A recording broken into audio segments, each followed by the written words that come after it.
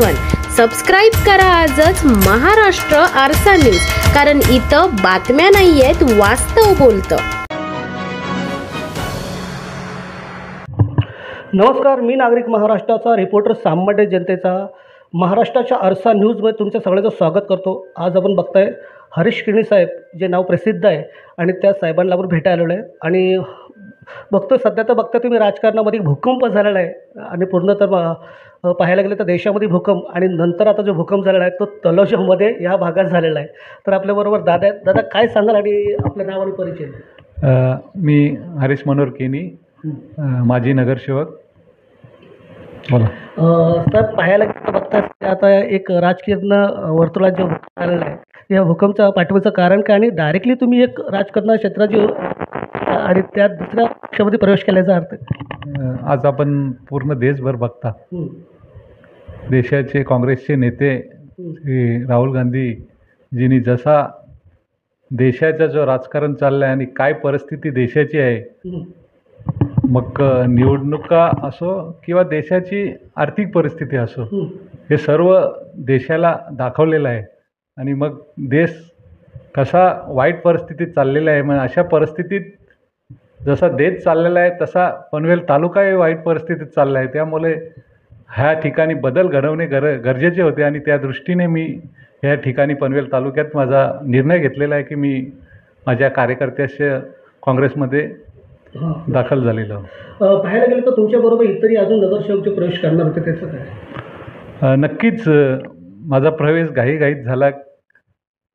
खरं म्हणजे मी त्या ठिकाणी एक पितृपक्ष झाल्यानंतर, दसरा झाल्यानंतर मला तारीख घेण्यासाठी माननीय प्रदेश अध्यक्ष यांना भेटण्यासाठी गेलो होतो. परंतु त्यांनी सांगितलं का माझी इथे आता सर्व काँग्रेस प्रदेश सर्व कमिटीचे सर्व सदस्य आहेत आणि माझी प्रेस कॉन्फरन्स पण आहे, त्यामुळे तुम्ही भरपूरच घाई. दादा, याचा अर्थ काय? घाई म्हणजे आता तुम्ही बघताय तर पितृपक्ष आहे आणि परत तुम्ही एवढी घाई म्हणजे? नक्कीच दसऱ्यानंतर किंवा दिवाळीच्या आसपास नंतर मोठा पक्षप्रवेश होणारच आहे.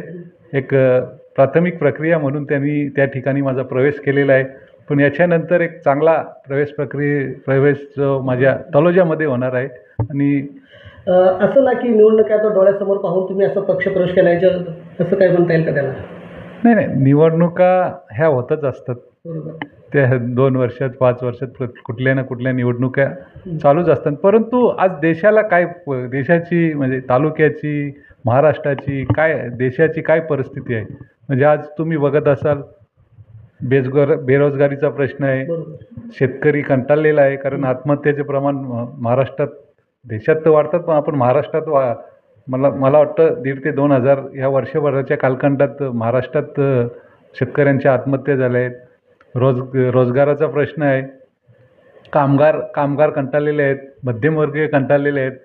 शेअर मार्केट कोसळलेलं आहे, सोन्याचे भाव वाढत चाललेले आहेत, रुपया डॉलरच्या किंमत वाढत चालली आहे. मग अशा परिस्थितीत देशाची जी परिस्थिती, म्हणजे जसा सर्वांचा विश्वास होता की मोदीजी आल्यानंतर हा देश एक आर्थिक महासत्ता बनेल, परंतु 11 वर्षाच्या कालखंडात आपल्याला दिसलं का प्रत्येक म्हणजे कामगार असो, मध्यमवर्गीय असो, धंदेवाला, प्रत्येक जण कंटाळलेला आहे. अशा परिस्थितीत ह्या पक्षाला आपण कितपत साथ द्यायची? असं म्हणतात का कुठंतरी आता भारतीय जनता पार्टी शेतकऱ्याला एक आश्वासन देते की हे काम होईल आणि ते परत रोजगार त्यांना मिळत नाही? शेतकरी खरंच डावललेला आहे, आपण बोलताय? सर्व क्षेत्र डावललेलं आहे. म्हणजे शेतकरी असो, कामगार असो, मध्यमवर्गीय असो, धंदेवाला असो, व्यापारी असो, सर्वच कंटाळलेले आहेत. कारण आज परिस्थिती, आज बघता विदेश नीती फार चुकलेली आहे. आज मोदीजी आपण दिसतो देशभर दौरे चालू आहेत, काय फायदा झाला? फक्त तुम्ही आताच इतर ठिकाणी सुद्धा राहुल गांधी यांची रॅली चालू आहे आणि भरपूर चांगला प्रतिसाद मिळतोय पब्लिकचा. बिहारला बघितलं असं तुम्ही, आता लाखो करोडो पब्लिक आताचे ते सर्व प्रकरण झालं तर त्यात प्रसक्तीपद राहुल गांधीला सपोर्ट करण्यासाठी. हा ना, आज देशाचे दुर्भाग्य आहे का नॅशनल जे चॅनल आहेत त्या ठिकाणी दाखवित नाही, परंतु यूट्यूब असो किंवा इतर फेसबुकच्या माध्यमातून राहुल गांधींची जी बिहारची जी रॅली आहे, लोक कसे जुळतात, त्यामुळे नक्कीच एक परिवर्तनाची लाट या देशात येणार आहे. कुणी असं नाही की कुठला राजकीय दबाव वगैरे नाही, तुम्ही स्वतः निर्णय घेऊन हे पक्ष प्रवेश केला. हां, मी माझे कार्यकर्त्यांशी विचार विनिमय केला आणि या ठिकाणी पनवेलची परिस्थिती बघता आज पाणी प्रश्न गंभीर होत चाललेले आहे. बरोबर आहे. टॅक्सवर योग्य तो निर्णय होत नाही. होत नाही. रस्त्याची दयनीय अवस्था आहे. ह्या पनवेल महापालिकेचे कारभार आज बघता कशा प्रकारे चाललेले आहे. कॉन्ट्रॅक्टर बुटभर कॉन्ट्रॅक्टरांना कामं भेटतात. जे छोटे मोठे कॉन्ट्रॅक्टर होते की सिडकोमध्ये छोटी मोठी कामं करत होते ते छोटे कॉन्ट्रॅक्टर जे प्रत्येक गावागावात शहरात होते म्हणजे त्यांच्यासाठी कामं काढली जात नाही. म्हणजे 5 ते 10 लाखाची 20 लाखाची त्याच्यामुळं त्यांचा उदरनिर्वाह होत होता. ती कामं बंद केलेली आहेत. फक्त मोठा कॉन्ट्रॅक्टर आहे तोच सुखी होत आहे. म्हणजे अशा प्रकारे पनवेल महापालिकेत पण म्हणजे जे प्रत्येक बाबतीत बेरोजगारी वाढले आणि कामं ज्या पद्धतीत व्हायला पाहिजेत आता महापालिकेचा खर्च होत आहे. बरोबर. आणि त्या प्रकारे लोकांना जे पाहिजे ते आपल्याला दिसत नाही. प्रतिक्रिया बघा, भारतीय जनता पार्टीने कुठलाही पोस्ट टाकली तर त्या ठिकाणी प्रतिक्रिया लोकांची तुम्ही बघा नक्कीच. कशा वेगळ्या प्रकारच्या प्रतिक्रिया आज जनता देत आहे. त्यामुळे मी स्थायी आमदारला विचारलं असतं पत्रकारांनी की हरीश केळी नाराज आहेत का. आमदारांनी सांगितलं नाही, आमच्याकडे तो पूर्ण एक सपोर्ट होता आणि त्यांनी कसा निर्णय घेतला का माहिती. काय वाटतं तुला, खरंच नाराज होतं का त्यामध्ये. का पाहायला गेलं तर कुठे बघता कुठे सत्कार समारंभ असला कुठेही काय सभा वगैरे असेल तर तिथं तुम्ही अनुपस्थित होता जास्त.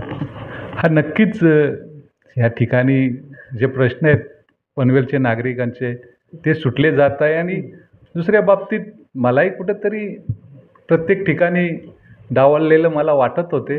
पण सर्व गोष्टीचा विचार केला, ठीक आहे मला डावलेलं एक राजकीय भाग आहे, परंतु तुम्हाला जनतेने या ठिकाणी मतदान दिलेलं आहे. त्या दृष्टीने तुम्ही त्या ठिकाणी जनतेची कामं केली पाहिजे आणि त्या दृष्टीने मी माझ्या कार्यकर्त्यांनी हा निर्णय घेतलेला आहे. हरीश केळी एक ब्रँडच होता, कारण पाहायला गेलं तर तुम्ही जेव्हा शेतकरी कामगार पक्षातून जेव्हा आमदार केलं होतं तर तुमच्यासाठी नरेंद्र मोदी यांनी सभा घेतली होती. हा नक्कीच माझ्या जनतेचा प्रेम आहे. कारण एक 25-30 वर्षे या तालुक्यात जिल्ह्यात काम करत असताना बरेचसे सर्व जाती धर्माचे लोकांचा सहवास मला लाभलेला आहे. आपल्यासारखे पत्रकारांचाही सहवास लाभलेला आहे. त्यामुळं सर्वांनी जो प्रेम दिला त्यामुळे नक्कीच त्या 10 ते 15 दिवसाच्या कालखंडीत जनतेने मला प्रेम दाखवलं आणि मला त्या ठिकाणी ठीक आहे माझा पराभव झाला तरी एक 10-15 दिवसाच्या कालखंडात मला चांगली मतदान त्यावेळी दिलेलं होतं. आणि मतदान मिळालंच तुम्हाला. आणि आता सुद्धा तुमची भूमिका कशी असणार आणि जनतेला काय आश्वासन कराल तुम्ही आता.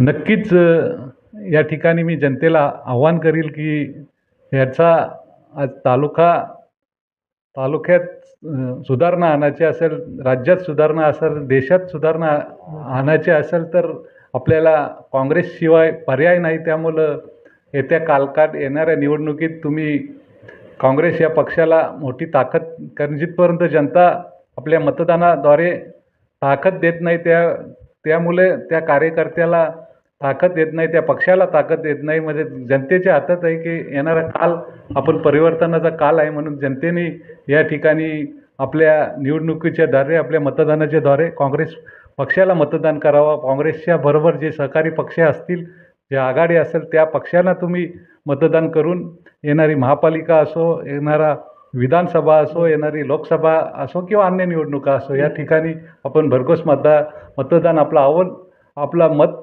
ह्या ठिकाणी द्यावा हेच विनंती करतो. पाहायला गेलं तर आपल्याबरोबर तर हरीश केळी साहेब आणि त्यांची ठामपणे भूमिका मांडलेली. कुठेतरी नाराज होते ते, पण त्यांनी जो निर्णय घेतला तो योग्य निर्णय त्यांचं.